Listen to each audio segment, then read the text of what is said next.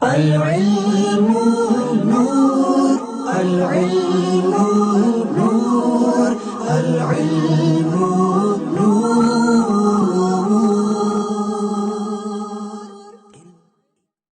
والصلاة والسلام على سيد الأنبياء والمرسلين، أما بعد، فأعوذ بالله من الشيطان الرجيم، بسم الله الرحمن الرحيم. قل لا أسألكم عليه أجرا إلا المودة في القربى. صدق الله العظيم وصدق رسوله النبي الكريم. اللهم رب اشرح لي صدري ويسر لي أمري واحلل عقدة من لساني يفقهوا قولي. إن الله وملائكته يصلون على النبي يا أيها الذين آمنوا صلوا عليه وسلموا تسليما. اللهم صل على سيدنا ومولانا محمد معدن الجود والكرم وآله وبارك وسلم صلاة وسلام عليك يا رسول اللہ. تیری نسل پاک میں ہے بچہ بچہ نور کا، تو ہے عین نور، تیرا سب گھرانہ نور کا. حمد و صلات کے بعد رجب المرجب کے اس مبارک مہینے میں کئی ہمارے آئمہ بزرگان دین کا وصال ہے، ان کے آراس ہیں. تو 15 رجب المرجب کو 5ویں امام یعنی اہل بیت کے 5ویں امام حضرت سیدنا امام جعفر صادق رضی اللہ تعالیٰ عنہ کا یوم عرس بھی آتا ہے. تو اس حوالے سے انشاءاللہ ان کے کچھ احوال، ان کے مناقب اور ان کے مراتب سنیں گے. اللہ تبارک و تعالیٰ ان کے فیوز و برکات سے ہمیں مستفیض فرمائے. کہ روایات میں آتا ہے کہ عند ذکر الصالحین تنزل الرحمہ، کہ جب نیک لوگوں کا ذکر کیا جائے تو وہاں اللہ کی رحمت کا نزول ہوتا ہے. تو یہ سادات کرام اہل بیت کے سے ان کا تعلق ہے، بہت بڑے ان کے مراتب ہیں. تو انشاءاللہ ان کے کچھ مقام اور مرتبہ پر بیان کرنے کی کوشش کریں گے. اللہ تعالی ہم سب کا یہاں بیٹھنا اپنی بارگاہ میں قبول فرمائے. اہل بیت جو ہے وہ نبی کریم علیہ الصلوۃ والسلام کے خاندان سے تعلق رکھنے والے، یعنی حضرت فاطمۃ الزہرا رضی اللہ تعالی عنہا کی جو نسل سے جن کا تعلق ہے انہیں ہم اہل بیت کہتے ہیں، اور یہ اہل بیت نسبی کہلاتے ہیں. تو اہل بیت کی جو تعریف اہل سنت والجماعت کے نزدیک ہے وہ یہ ہے کہ اس میں نبی کریم علیہ السلام کے خاندان کے لوگ یعنی حضرت فاطمہ کی اولاد، اور اسی طریقے سے نبی کریم علیہ السلام کی ازواج مطہرات بھی اہل بیت میں شامل ہیں. ان کو اہل بیت سکنا کہا جاتا ہے، یعنی گھر میں رہنے والے. تو یہ بھی خاندان نبوت سے ان کا تعلق ہے، اور وہ جو تعلق جن کا نسبی تعلق ہے وہ حضرت فاطمہ رضی اللہ تعالی عنہ کی اولاد میں سے ہیں. تو ان کی فضیلت میں نبی کریم علیہ السلام نے کئی احادیث میں اس کا ذکر کیا. قرآن پاک کی جو آیت میں نے پڑھی سورہ شورى کی آیت، جس میں اللہ نے ارشاد فرمایا کہ قل لا اسألکم علیہ اجرا الا المودۃ فی القربى، کہ محبوب تم فرماؤ کہ میں اس تبلیغ کے عوض تم سے کوئی سوال نہیں کرتا، لیکن ایک سوال یہ ہے الا المودۃ فی القربى، یعنی اپنے اہل بیت کی محبت. تو اس میں اہل بیت سے محبت کرنے کی تلقین کی جا رہی ہے کہ اللہ تعالیٰ فرماتا ہے کہ نبی کو کہ حضور سے فرما رہا ہے کہ تم کہہ دو ان لوگوں کو کہ میں تم سے اپنے اہل بیت کی محبت کا تقاضا کرتا ہوں. اور پھر حضور علیہ السلام نے بھی ارشاد فرمایا، حدیث پاک میں آیا کہ جس کا مفہوم ہے کہ میں تم میں 2 چیزیں چھوڑ کر جا رہا ہوں، ایک قرآن اور دوسری میری اہل بیت. ان کو مضبوطی سے تھام لو گے تو تم کامیاب ہو جاؤ گے. اور ایک روایت میں نبی کریم علیہ السلام نے ارشاد فرمایا، حضرت ابو ذر رضی اللہ تعالیٰ عنہ جس کے راوی ہیں، سرکار نے فرمایا کہ اِنَّ مِثْلَ أَهْلِ بَيْتِ فِيكُمْ سَفِينَةِ نُوحٍ، میرے اہل بیت کی مثال تم میں نوح علیہ السلام کی کشتی کی طرح ہے کہ من رکبہا نجا، کہ جو نوح علیہ السلام کی کشتی میں سوار ہوا تھا تو اللہ نے اسے نجات بخش دی. ومن تخلف عنہا ہلاکا، اور جو اس سے پیچھے رہ گیا وہ ہلاک ہو گیا. تو سرکار نے فرمایا کہ میری اہل بیت کی مثال حضرت نوح علیہ السلام کی کشتی کی مثل ہے، یعنی جو نوح علیہ السلام کی کشتی میں بیٹھا تو وہ کامیاب ہو گیا، اور جو اہل بیت سے محبت کرے گا تو انشاءاللہ اس کا بھی بیڑا پار ہو جائے گا. اور پھر حدیث میں ارشاد فرمایا گیا کہ میرے صحابہ ستاروں کی مانند ہیں، اصحابی کالنجوم بأیہم اقتدیتم اہتدیتم، کہ میرے سارے صحابہ ستاروں کی مثل ہیں، ان میں سے جس کی بھی پیروی کرو گے تم نجات پا جاؤ گے. اب پہلے زمانے میں جب کشتی چلتی تھی تو ستاروں سے راستہ دیکھا جاتا تھا، اور رات کے وقت ستاروں کو دیکھ کر منزل تک پہنچتے تھے. تو گویا کشتی جو ہوتی ہے اس میں جو مسافر ہوتا ہے اس کو منزل تک پہنچنے کے لیے ستاروں کی بھی ضرورت ہوتی ہے، ستاروں سے بھی رہنمائی لیتا ہے. تو لہذا ہم اہل بیت سے بھی محبت کرتے ہیں، صحابہ سے بھی محبت کرتے ہیں، دونوں سے محبت کرتے ہیں.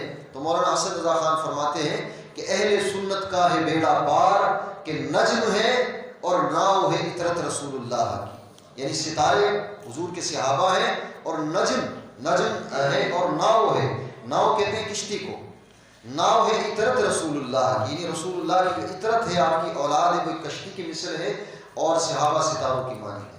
تو اہل سنت کا بیڑا انشاءاللہ پار ہوگا. تو ہم صحابہ سے بھی محبت کرنے والے ہیں اور اہل بیت سے بھی محبت کرنے والے ہیں. حضرت امام جعفر صادق رضی اللہ تعالیٰ عنہ کا اپنا مقام اور مرتبہ ہے، اور اہل بیت کے 5ویں امام ہیں. حضرت علی رضی اللہ تعالیٰ عنہ کے صاحبزادے تھے حضرت امام حسین. امام حسین کے بیٹے ہیں حضرت امام زین العابدین، جن کا لقب ہے، ان کا نام بھی علی تھا، اور ان کے بیٹے تھے امام باقر، اور ان کے بیٹے امام جعفر صادق. اور پھر امام جعفر صادق کے جو بیٹے ہیں وہ حضرت امام موسیٰ کاظم ہیں. پھر ان کے جو بیٹے ہیں ان کا نام ہے علی رضا. پھر ان کے بیٹے ان کا نام ہے امام تقی. پھر ان کے بیٹے ان کا نام امام نقی. اور جو 10ویں امام ہے ان کا نام ہے امام حسن عسکری. اور اس کے بعد جو امام ہوں گے جو قیامت سے پہلے ظاہر ہوں گے وہ امام مہدی رضی اللہ تعالیٰ ہوں گے. تو یوں ایک اماموں کی جو فہرست، جس کو ہم ائمہ 12 امام کہا جاتا ہے جن کو، یہ اہل بیت کے وہ امام تھے کہ جن کا اپنا ایک مقام اور مرتبہ اور کتابوں میں موجود ہے، اور ان کی زندگی جو ہے وہ تقویٰ اور پرہیزگاری کے ساتھ گزری ہے. اہل بیت سے جو محبت ہے وہ ایسی محبت ہے کہ جس کا دنیا میں بھی فائدہ ہوتا ہے، آخرت میں بھی فائدہ ہوگا. صحابہ کرام علیہ الرضوان جو ہے وہ اہل بیت سے کیسی محبت کیا کرتے تھے. حضرت عمر رضی اللہ تعالیٰ عنہ کا دور تھا، اور جنگ سے جو مال غنیمت ملتا ہے وہ مال غنیمت تقسیم ہو رہا تھا.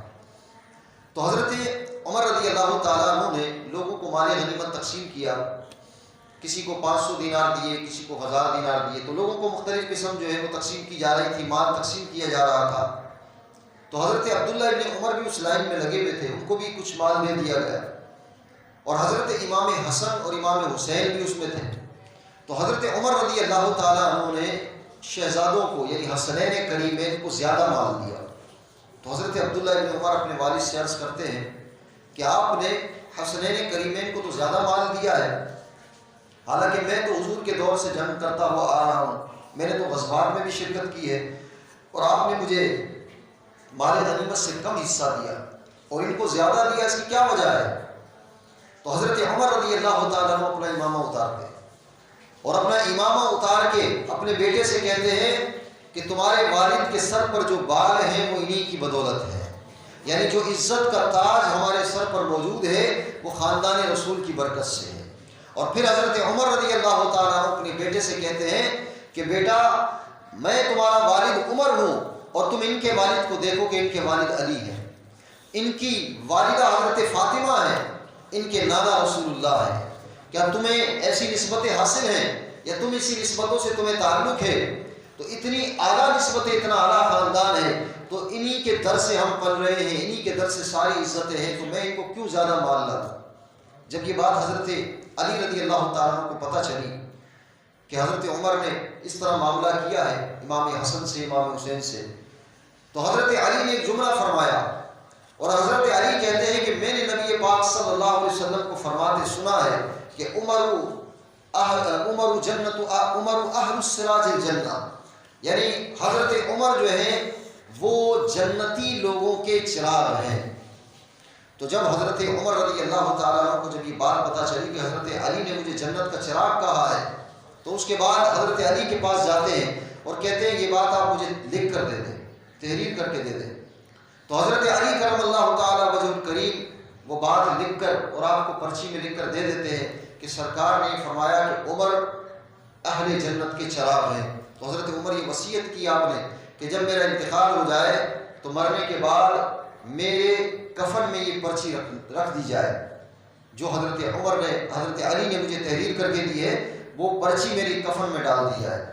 تو اسی طرح آپ کی وصیت کو پھر پورا کیا گیا۔ شاہ ولی اللہ محدث دہلوی نے اس روایت کو نقل کیا تو پتہ چلا کہ صحابہ کرام بھی اہل بیت سے کس قدر محبت کیا کرتے تھے، اور اہل بیت کی محبت کوئی معمولی نہیں ہے، ان کی محبت بہت رنگ لاتی ہے۔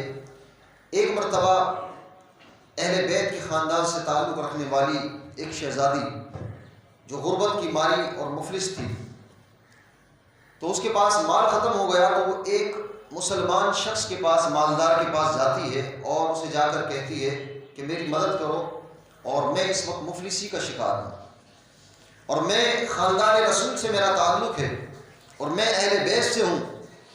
تو وہ مالدار شخص کہتا ہے اس شہزادی کو، اس سید زادی کو، کہ تم اپنے سیدہ ہونے کا کوئی ثبوت پیش کرو، کیا ثبوت ہے تمہارے پاس کہ تم سید ہو اور تمہارا خاندان نبوت سے تعلق ہے؟ تو وہ عورت کہتی ہے کہ میرے پاس بظاہر تو کوئی ثبوت نہیں ہے، لیکن بس تم میری بات کا یقین کر لو کہ میں خاندان نبوت سے میرا تعلق ہے اور ابھی میں مجبوری اور مفلسی کے عالم میں، تو تم میری مدد کرو۔ تو وہ مسلمان امیر آدمی جو مالدار تھا وہ مدد نہیں کرتا، ثبوت مانگتا ہے۔ خیر وہ عورت جو تھی، اب اس زمانے میں ایک شخص مجوسی تھا، آگ کا پوجا کرنے والا، وہ بھی بہت جو ہے وہ لوگوں کی مدد کیا کرتا تھا، بڑا سخی تھا۔ تو اس کے در پہ وہ عورت جاتی ہے اور کہتی ہے کہ میں مسلمانوں کے نبی کی آل سے میرا تعلق ہے، اور میں یہ بھی جانتی ہوں کہ تم جو ہے وہ مسلمان نہیں ہو، لیکن میں اپنے ایک مسلمان شخص کے پاس گئی، اس نے میری مدد نہ کی، اور میرا تعلق نبی آخر الزمان کی آل سے ہے، اگر تم میری کچھ مدد کر سکو۔ تو اس مجوسی کی قسمت جاگ گئی، اس نے کہا کہ میرے لیے یہی خوش نصیبی ہے کہ تم مسلمانوں کے نبی کی آل سے ہو، اور اس نے کوئی ثبوت نہیں مانگا، اور اپنے گھر والوں کو کہا کہ ان کو اچھے طریقے سے رکھا جائے اور ان کو جو سہولیات ہوں سب مہیا کی جائے، ان کی بھرپور مدد کی جائے۔ پھر اس عورت کی بچیوں کو بلایا گیا اور اسے کھانے کو دیا گیا، تمام ضروریات کو پورا کیا گیا۔ اب دونوں کا معاملہ اس طرح ہو گیا، رات جب ہوتی ہے تو مسلمان شخص جب سوتا ہے تو اس کی قسمت جو ہے وہ اس خواب دیکھتا ہے کہ خواب میں میدان محشر قائم ہے اور لوگ جنتی جنت کی طرف جا رہے ہیں، دوزخی دوزخ کی طرف جا رہے ہیں، اور میدان محشر کے اندر اس کی نگاہ نبی کریم صلی اللہ علیہ وسلم کی طرف پڑتی ہے۔ تو وہ شخص خواب کے اندر حضور کو کہتا ہے کہ یا رسول اللہ میری شفاعت کیجئے اور مجھے جنت میں داخل فرما دیجئے، میں آپ کا امتی ہوں۔ تو آقا علیہ السلام جب اس کی یہ بات سنتے ہیں تو اس سے فرماتے ہیں کہ تمہارے پاس کیا ثبوت ہے کہ تم میرے امتی ہو؟ کل میری آل میں سے ایک خاندان کی ایک بیٹی تمہارے پاس آئی اور تم نے کہا کہ تمہارے پاس کیا ثبوت ہے، آج تم مجھے بتاؤ کہ تم میرے امتی ہو، تمہارے پاس کیا ثبوت ہے؟ اب وہ بڑا شخص گھبرا گیا کہ یہ کیا ہو گیا، اور جب صبح بیدار ہوتا ہے تو اب اس عورت کو ڈھونڈتے ہوئے پہنچتا ہے، پتہ چلتا ہے فلاں مجوسی کے گھر میں ہے۔ وہاں جا کر جب یہ شخص پہنچتا ہے اور اسے کہتا ہے کہ خاندان نبوت کی ایک بیٹی تمہارے گھر پر ہے، اب وہ بیٹی تم مجھے دے دو اور میں اس کی خدمت کرنا چاہتا ہوں، کیونکہ میں مسلمان ہوں، ہمارا حق زیادہ بنتا ہے کہ ہم آل رسول کی مدد کریں۔ تو مجوسی تھا، اس کی قسمت جاگ گئی تھی، اس نے کہا کہ تم مسلمان ہو، یہ یقیناً تم صحیح کہہ رہے ہو کہ وہ تمہارے نبی نہیں ہیں، وہ میرے بھی نبی ہیں، اور جو خواب تم نے رات کو دیکھا کہ تم سے رسول اللہ صلی اللہ علیہ وسلم نے جس بات کا تقاضا کیا کہ تم اپنے نبی ہو، تم اپنے امتی ہونے کا ثبوت پیش کرو، خواب میں مجھے بھی وہ بات بتائی گئی اور مجھے بھی دکھایا گیا وہ منظر، اور مجھے خود حضور نے ارشاد فرمایا تھا کہ تم نے میرے آل کی مدد کی ہے، اس کے صلے میں اللہ تبارک و تعالیٰ نے تمہیں ایمان کی دولت عطا فرما دی۔ اور پھر وہ کہتا ہے مجوسی کہ میں کلمہ پڑھا میں نے اور میں دامن مصطفیٰ سے وابستہ ہو گیا، اب میں مجوسی نہیں ہوں بلکہ میں مسلمان ہو چکا ہوں۔ تو اب یہ دیکھیے کہ کس طرح اللہ نے ہدایت کا ایک راستہ بنایا اور اہل بیت سے محبت کرنے کا کیا نتیجہ ملا کہ اللہ نے اس مجوسی کو ایمان کی دولت عطا فرمائی۔ تو اس طرح اہل بیت سے محبت یہ سرکار علیہ الصلوۃ والسلام نے خود ہم سے تقاضا کیا، تو ہم بھی الحمدللہ اہل بیت سے محبت کرنے والے ہیں۔ انشاءاللہ یہ محبت ہمیں قیامت میں بھی کام آئے گی، دنیا میں بھی کام آئے گی۔ حضرت سیدنا امام جعفر صادق رضی اللہ تعالیٰ عنہ 5ویں امام تھے، اور آپ کے تو خاندان کے ایک ایک فرد کا اپنا اپنا مقام ہے۔ حضرت سیدنا امام جعفر صادق کے بچپن کا واقعہ ہے کہ ایک شخص جو کہ حاتم طائی سے اس کا تعلق تھا، حاتم طائی کا وہ جو ہے پوتا تھا، اور وہ آتا ہے حضرت امام جعفر صادق کے پاس اور آ کر کہتا ہے کہ تمہیں پتہ ہے کہ میں ایک ایسے شخص کا سے میرا تعلق ہے کہ ہمارے جو دادا تھے انہوں نے اپنا محل بنایا تھا اور اس میں 10 دروازے رکھے تھے کہ جو شخص ایک دروازے سے آتا تو اسے عطا کر دیا جاتا، دوسرے سے آتا اسے پھر عطا کر دیا جاتا، یعنی محل کے جس دروازے سے بھی آتا تو اس کو دے دیا جاتا۔ تو حاتم طائی زمانے جاہلیت میں کافی پہلے ایک شخص گزرا تھا اور اس نے جو ہے وہ بہت سخاوت اس کی مشہور تھی، لیکن مسلمان نہیں ہوا تھا۔ اب یہ تھا کہ حضور علیہ السلام کے دور سے بھی پہلے کا تھا۔ تو اب وہ شخص آ کر اس طرح دعویٰ کرتا ہے کہ میرے دادا تو اس طرح تھے، اس طرح جو ہے وہ سخاوت کیا کرتے۔ تو حضرت امام جعفر صادق رضی اللہ تعالیٰ عنہ کے بچپن کا زمانہ تھا، آپ نے ارشاد فرمایا کہ تیرے دادا تو ہر دروازے سے دیتے تھے، اس کا مطلب یہ ہے کہ تیرے دادا اسے پورا نوازتے نہیں تھے، جبھی تو اسے ضرورت پڑتی تھی دوبارہ آنے کی۔ حضرت امام جعفر صادق بچپن میں تھے اور آپ کیا فرماتے ہیں، بڑا خوب جملہ ارشاد فرماتے ہیں کہ میرے نانا تو وہ کریم ہے کہ وہ ہیں کہ جب ان کے در پر کوئی ایک مرتبہ آ جائے تو اسے اتنا عطا کر دیتے ہیں کہ دوبارہ اسے آنے کی ضرورت ہی نہیں ہوتی، کہ میرے کریم سے گر قطرہ کسی نے مانگا، دریا بہا دیے ہیں، دربے بہا دیے ہیں۔ اور سرکار علیہ الصلوۃ والسلام میں تو نہ لا ہے نہ حاجت اگر کی ہے، کہ حضور سے جو بھی مانگتا ہے آقا علیہ الصلوۃ والسلام نے کبھی کسی کو لا نہیں فرمایا۔ اور یہاں تک علماء نے لکھا کہ حضور نے اپنی زندگی میں لا الہ الا اللہ تو کہا کہ اللہ کے سوا کوئی معبود نہیں، یہ لا تو فرمایا، لیکن جب کوئی مانگنے والا آیا تو حضور نے کسی کو لا نہیں فرمایا، محروم نہیں فرمایا۔ جو بھی ہوتا، جو بھی سائل آتا حضور کے در پر آتا تو آقا علیہ الصلوۃ والسلام نے عطا فرما دیتے۔ اور یہی فیض آپ کے شہزادوں میں جاری تھا۔ حضرت امام زین العابدین رضی اللہ تعالیٰ عنہ کا عمل یہ تھا کہ آپ کئی خاندانوں کو پالا کرتے تھے۔ جب آپ کو غسل دیا گیا وصال کے بعد تو آپ کے کندھے پر رسی کے نشانات تھے اور بوریوں کے نشانات تھے، آپ اٹھا کے لوگوں کی، غریبوں کی مدد کیا کرتے تھے، اور کسی کو کانوں کان پتہ نہ چلتا کہ کون مدد کر گیا ہے۔ جب وصال ہو گیا تو پتہ چلا کہ کئی خاندان ان کے در سے پلا کرتے تھے۔ یہی عمل اہل بیت کے ہر فرد کا رہا ہے، کسی کی بھی تاریخ اٹھا کے دیکھ لیں۔ حضرت امام جعفر صادق بھی بہت سخی تھے، بہت سخاوت کیا کرتے تھے، اور ان کے بیٹے حضرت موسیٰ کاظم رحمۃ اللہ تعالیٰ علیہ وہ بھی بہت سخاوت کیا کرتے تھے۔